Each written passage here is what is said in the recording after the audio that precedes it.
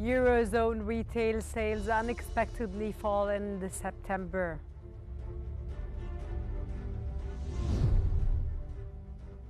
Japan's real wages drop 1.4%, extending decline to 9 months.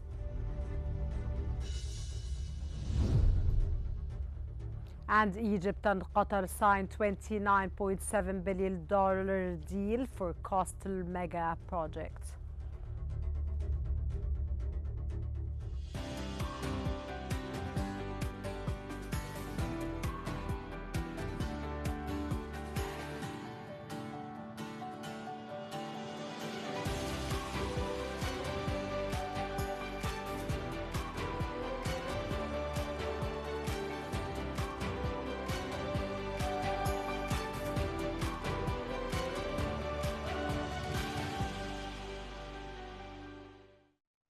Welcome to our economic bulletin. We start off with Europe, where the Eurostat has reported that Eurozone retail sales unexpectedly fell in September, challenging expectations for a consumption-led recovery and offsetting other mildly positive news from the 20-nation currency bloc.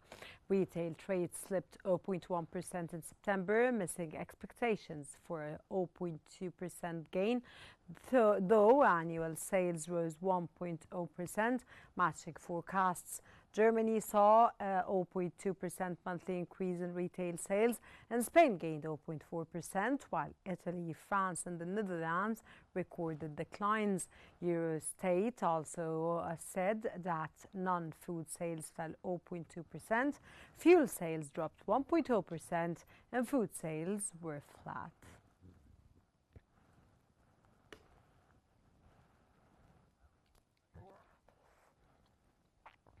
The Status has reported that German industrial production rose less than expected in September, increasing 1.3% over the previous month, amidst gains in the car and electronics industries, but tempered by a decline in mechanical engineering. The figures underscored muted business confidence, reflected in an indicator of future manufacturing output.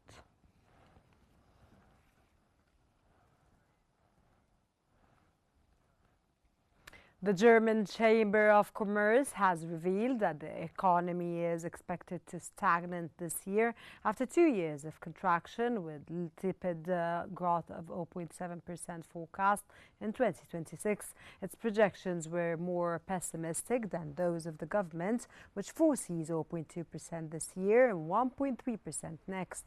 The IHK noted that the anticipated recovery, however, has yet to materialize, leaving the economy adrift.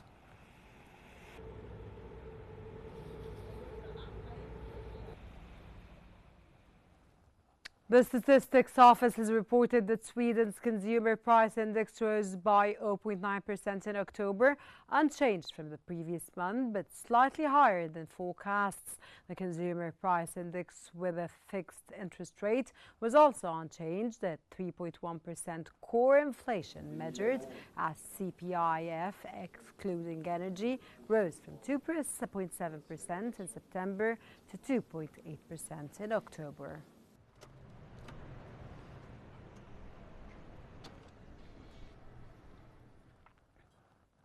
Moreover, Governor Erik Thedéen has stated that Sweden's economic and inflation outlook remains uncertain, adding that the Riksbank remains vigilant. Commenting on the decision to keep the policy rate unchanged at 1.75%, he noted it would stay at this level for some time. Thedéen added that this should help strengthen economic activity and stabilize inflation near the target in the medium term.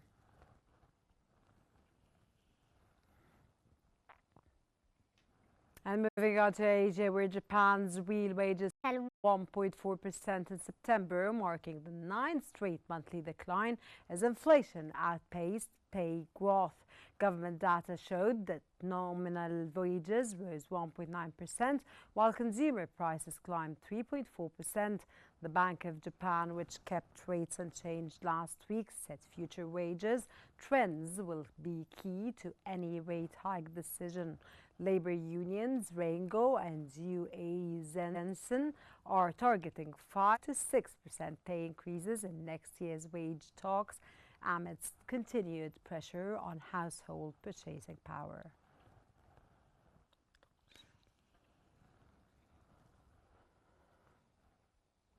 The Bank of Korea stated that South Korea recorded a record of $82.77 billion current account surplus in the first 9 months of 2025, driven by strong semiconductor and automobile exports. In September alone, the surplus reached $13.47 billion, the largest ever for the month and extending a 29-month streak of surpluses. Exports rose 9.6% to $67.27 billion, while imports increased 4.5% to $53.03 billion, resulting in a $14.24 billion goods surplus. A services deficit from higher overseas travel partly offset gains, but increased dividend income boosted the total. The bank said the surplus must narrow in October due to holidays, but should stay solid through the end of the year.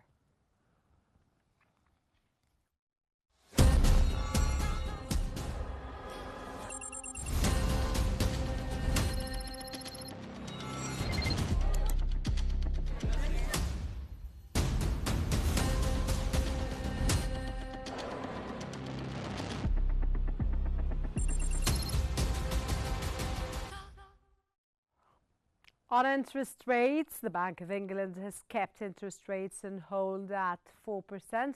As it turned, unemployment was rising and growth remains weak as Rachel Reeves prepares for her make-or-break budget. The bank's Monetary Policy Committee voted by a narrow 5-4 majority to keep borrowing costs unchanged for a second consecutive meeting. Bank's Governor Andrew Bailey said that he wanted to wait and see whether inflationary pressures in the British economy would continue to fade and if Reeves' budget would have an impact. He noted the bank rate was likely to continue to be on a gradual downward path.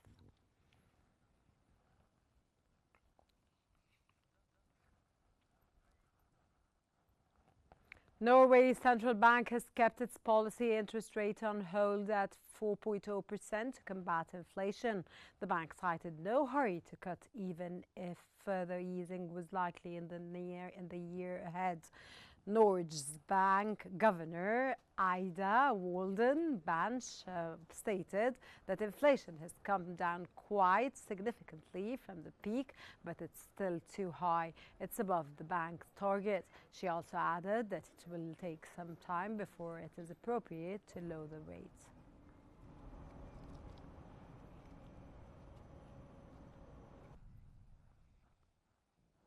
And moreover, the Czech National Bank has left interest rates steady at 3.5% as widely expected, keeping policy in hold for a fourth meeting in a row as an easing cycle ran out of steam on inflation risks for services and wages. The Finance Ministry earlier raised its 2025 and 2026 forecast to 2.4% and 2.2% respectively, as wages are seen rising more than previously expected.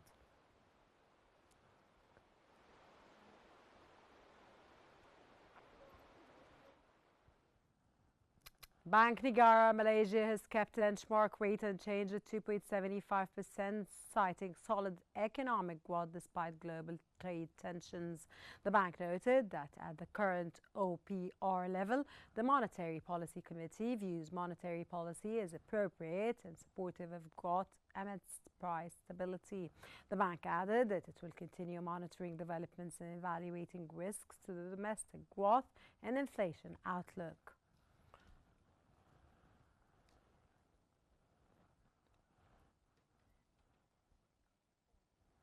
And for more analysis, we're joined from London by economic and political analyst Babak Imamian. Welcome to Qnews, sir. And it's always a pleasure to have you with us in our very special segment. Sir, what are the potential consequences of central banks keeping interest rates steady for consumers and businesses in the short and long term? Well, if you allow me, I like to go a bit Trumpian here, as President Trump says about these federal central banks. He calls them people who have no idea about the economy. They flip a coin to see whether they should increase or decrease the interest rate, and they're always too late. And I have to say, the more we look at it, he is true. And I'm so grateful to President Trump for breaking that taboo that we cannot question central banks. Because if you look at it across the board, the problem with most central banks, or all of them, I would say, is they are non-accountable. They are not accountable to anybody, and they presume that they have the right to do what they want to do. Today, for example, Andrew Bailey, governor of Bank of England, he says he sees big evidence. He's sure that the fall of the inflation is much faster than predicted, but he's not lowering interest rates. And he's amazed. It's listening to these people. Instead of learning, you hardly learn anything. And that's the issue. It's totally, I was listening to the interview, it's totally waste of time listening to them.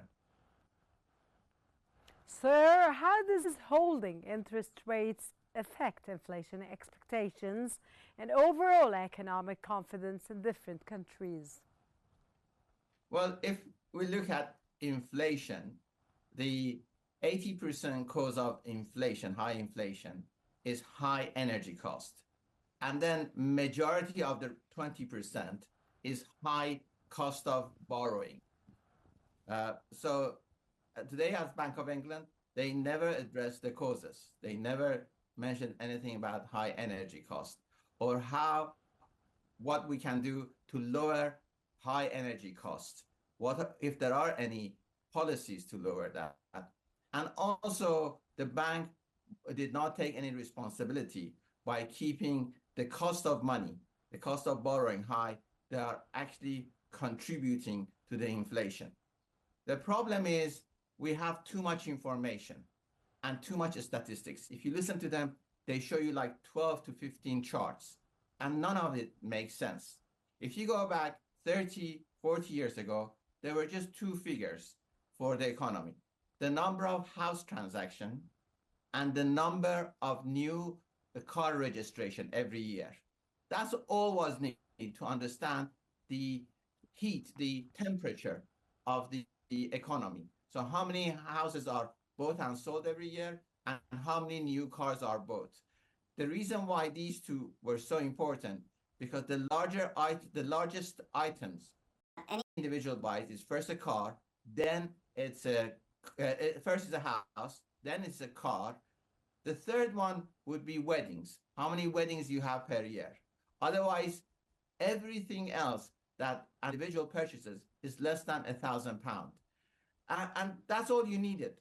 And Gordon Brown, the Labour Chancellor and one of the most successful chancellors, that's what he always talked about, these two figures. But now, in the last 20 years, we have so many charts, none of it, nobody can make any, and every prediction that the Bank of England has made is being wrong.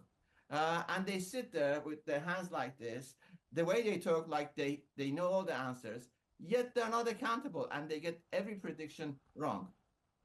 Sir, in what ways might steady interest rates influence global trade and investment flows amidst ongoing geopolitical and economic uncertainties? Thank you for that question. The Welcome. first thing they have to do is to ditch that 2% inflation target. That 2% inflation target was an arbitrary figure picked in 1998, and they thought that's a good model to keep inflation or target inflation at 2%. In order to achieve that, the number of times that economies around the world have been crashed just to achieve that is done more damages to the growth of economy than is done benefits. And if you look at it, look at China. China never followed that. And their economy in the last 20 years has become the second largest economy in the world. And if you look at it, 20 years ago, 2005, the British economy was larger than China. Today, 20 years later, Chinese economy is 6 times larger because they don't follow those economic models, which we know is not worked before, and yet we follow them. And even today, Andrew Bailey, the governor of Bank of England, say our target is 2% inflation. Now, previous to 98, the target was anywhere between 1 to 4%. If we go back to 1 to 4%, then we wouldn't be in the position we are right now. How can prolonged periods of unchanged interest rates impact sectors like housing and banking and consumer savings, sir? Well, let me just throw some figures at you. In 2007, number of house sales in United Kingdom, in Britain, was 1.8 million. 20 years later, where the population has increased by about 9 million. So in 20 years, the population has increased by 9 million. The number of house sales has dropped to 1.1 million. So if you look at it, the population has increased by 9 million, but the number of houses bought has decreased by something like 40%. You want to say here in this context, sir, that the demand is more than the supply? Not only, yes, of course the demand is more than supply, but that's why we have a housing crisis. It's because since 2007, they've restricted, the Bank of England has restricted flow of money and through a layer of government called FCA. And now we have another layer of government called OBR, Budget of Responsibility. So we have these layers of government. All they do, they have no purpose but to restrict the flow of money. And that's why the housing is in such crisis. That's why the car industry is such crisis. Because if again go back, in 2007, the number of new car registration was 2.4 million. Today, 20 years later, is less than 2 million.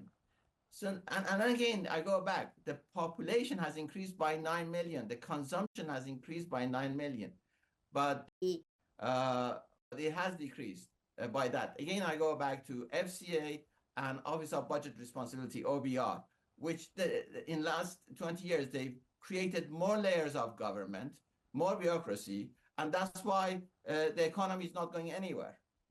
Sir, what challenges the central banks face when balancing inflation control with the need to support growth? And how might this affect future monetary policy decisions? Well, right now, they're not making any decision. They're just reacting to what is happening. They have some models. They say what we do. But as I said, they always get it wrong. They're always too late. And there is absolutely no responsibility. For example, if a government is not performing, you could elect them out. But the Bank of England governor, he's always there, unless a government or somebody wants to change him. Even President Trump, such a strong president, has difficulty changing the Federal Reserve governor, Jerome Powell. So these positions, these institutions have become so powerful that they're unaccountable to anybody, and yet you can't even challenge them on their decisions. That was the economic and political analyst, Babak Imamian from London. Thank you very much for your insight and your in-depth analysis, and thank you very much for your time, sir. And now we move to the latest development in the MENA region.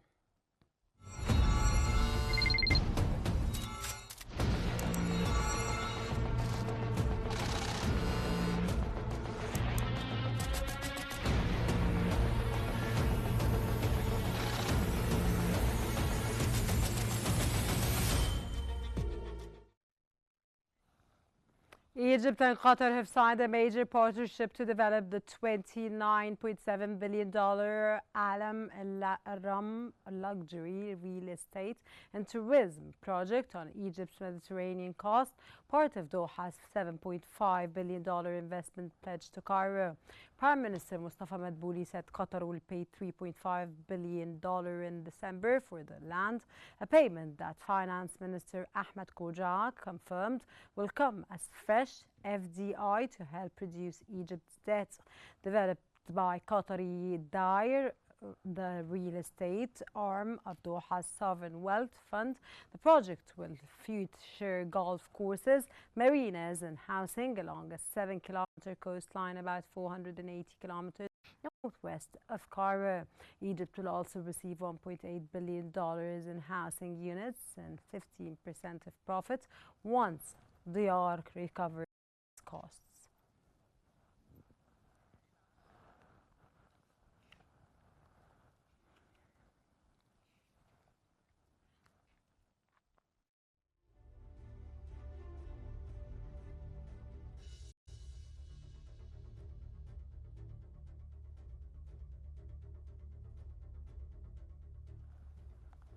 The International Islamic Trade Finance Corporation has announced approving a $200 million financing facility to support Turkey's private sector and small and medium enterprises.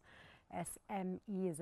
The complaint syndicated financing was extended to Turk Exim Bank, Turkey's official export credit agency, to enhance the competitiveness of export-oriented SMEs and meet trade financing needs. Since beginning operations in Turkey in 2009, the ITFC has now approved approximately $3.7 billion in total financing for the country.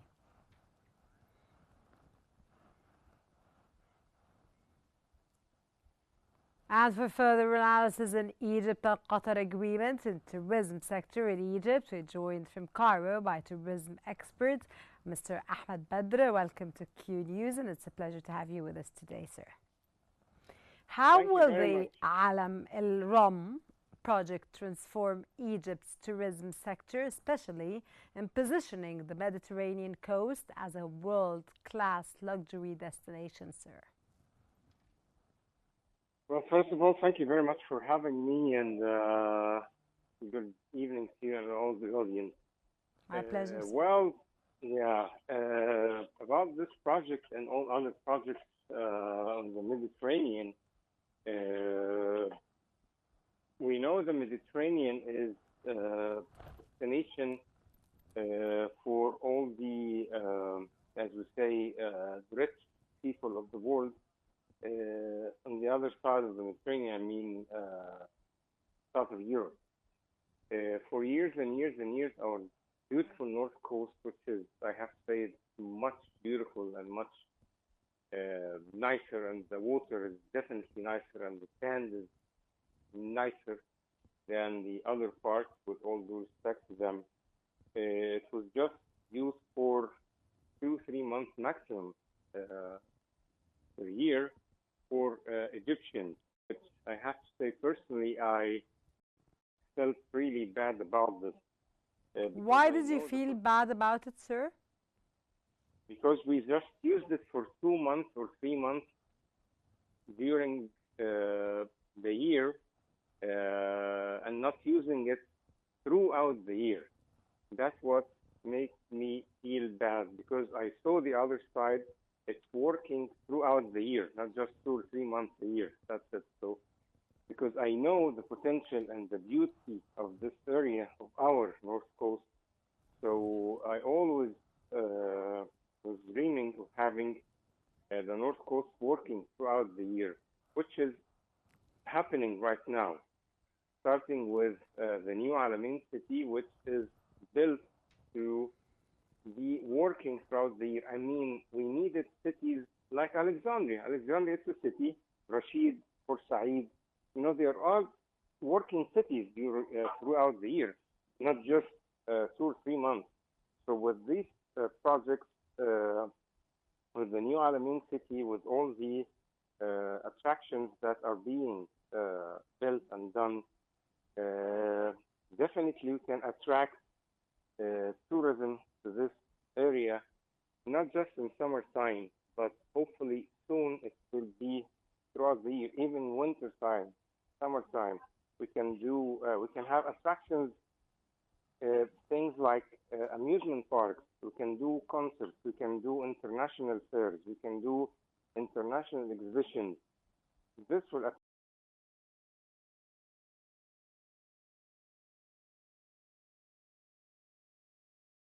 definitely with projects like Alam Room and Hikma, Ras Al Hikma, and so many other projects.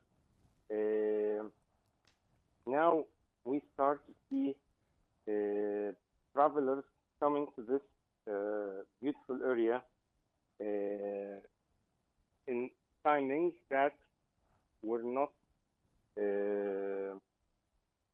that we are not used to see it working. I mean, for the North Coast, we used to have just places working until mid-September maximum. Now there are places that are working until mid-November. And next year they are planning to even extend us to mid-December and maybe end of December. So in 3 years from now, we'll see this area working throughout the year. We need to have Mr. Ahmed, can this kind of high-end resort Alam Rome based development help Egypt diversify beyond cultural and heritage tourism and attract new international markets? Yes, this is the target, to attract the international, what we call the niche market. We have to have places like Alam Room project. The niche market or the rich market, they have specific things to attract them. I mean, high-end hotels, high-end shops, high-end places to go, high-end everything. So make life easier for them. Most of these people, they have their own yacht.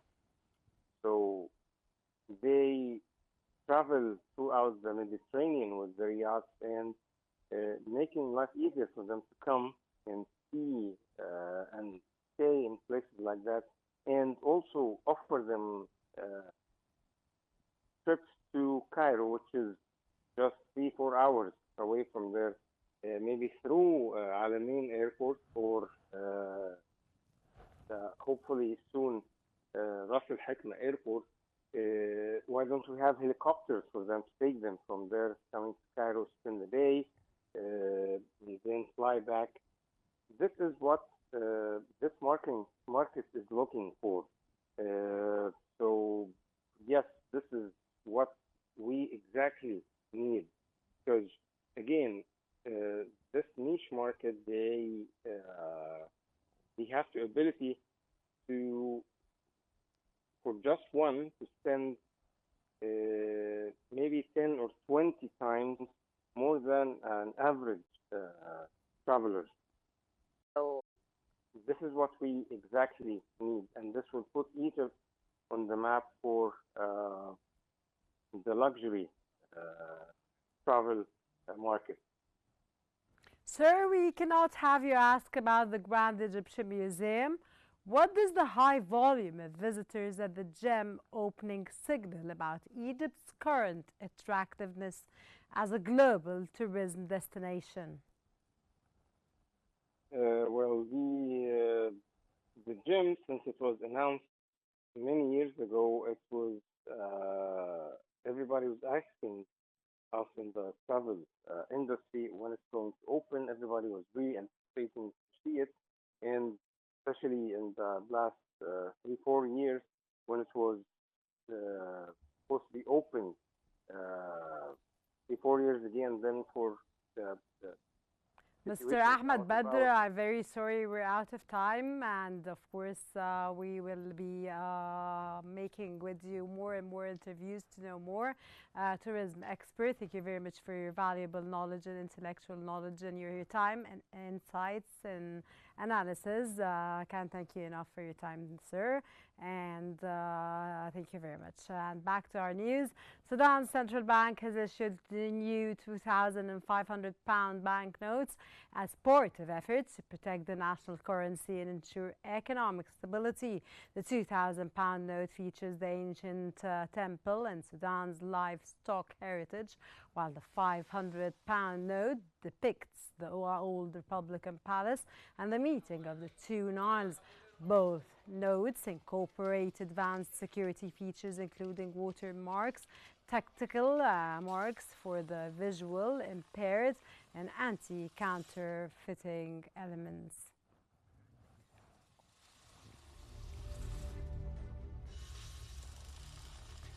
And that brings us to the end of our economic bulletin. Here's what we have been covering. Eurozone retail sales unexpectedly fall in September.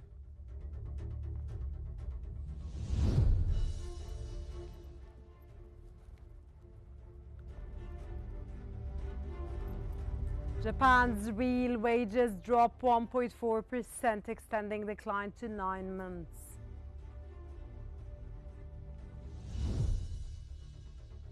And Egypt and Qatar signed $29.7 billion deal for coastal mega projects.